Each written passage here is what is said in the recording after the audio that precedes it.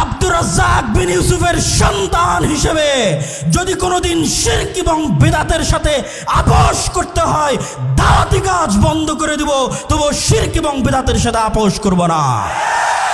এই আপোষহীন মানসিকতার নাম আহলে হাদিস।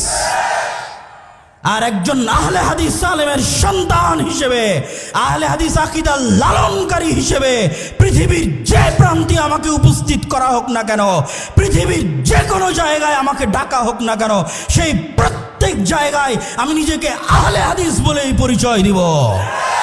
আর গর্বের সাথে বলতে চাই যে একটা সেকুলার পার্টির নেতার চাইতে, লালন মতবাদে বিশ্বাসী নেতার চাইতে একজন আহলে হাদিস রিক্সা চালক, একজন আহলে হাদিস দিন মজুর, যার আকীদা সালাফি, যার বিশ্বাস সঠিক, সে বেশি ভালো, বেশি কল্যাণকর আল্লাহ সুবহানাহু ওয়া তাআলার নিকটে। অতএব আহলে হাদিসদেরকে আপোষকামী মনোভাব থেকে বের হয়ে আসতে হবে।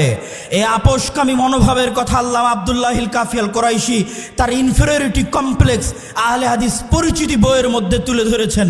সম্মানিত উপস্থিতি, আহলে হাদিসদের আপোষহীন হতে হবে, নিজেকে নিয়ে গর্ব করতে শিখতে হবে, আহলে হাদিস জাতিকে নিয়ে গর্ব করতে শিখতে হবে। আহলে হাদিস পরিচিতির মধ্যে আহলে হাদিসদের কি দায়িত্ব এবং কর্তব্য, তার গুরুত্বপূর্ণ দিক নির্দেশনাও আল্লামা আব্দুল্লাহিল কাফি আল কুরাইশি রাহিমাহুল্লাহ দিয়ে গেছেন। আরও